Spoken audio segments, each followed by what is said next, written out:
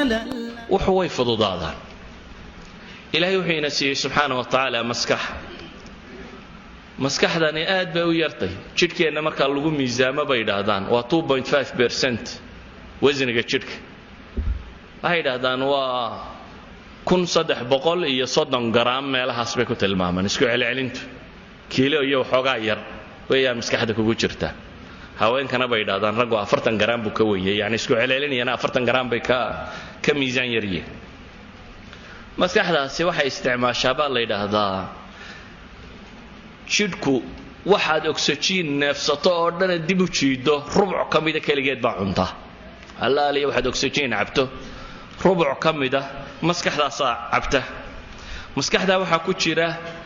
balaayiin unugya ah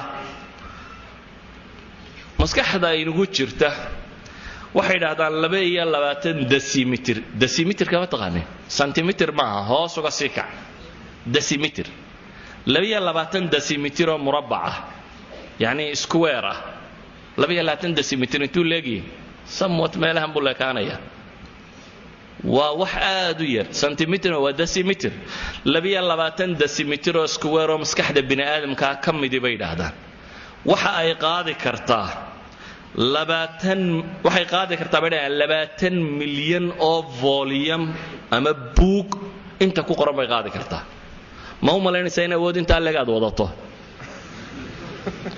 والله بيا لا تندسيمترين كم يدوم مسكحدة سدتا كم دي وحي قاضي كرتابي لين 2 مليون أو مجلد أو متوسط الحجمية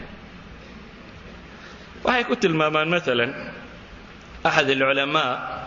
وبروفيسور كلا ماك روزيزن وكم دا علماء دا مسكحدة دراسيسة جامعة كاليفورنيا سنوات بدن بو دراسيني kadib wuxuu leeyahay hadii buu yiri maskaxda bini aadamka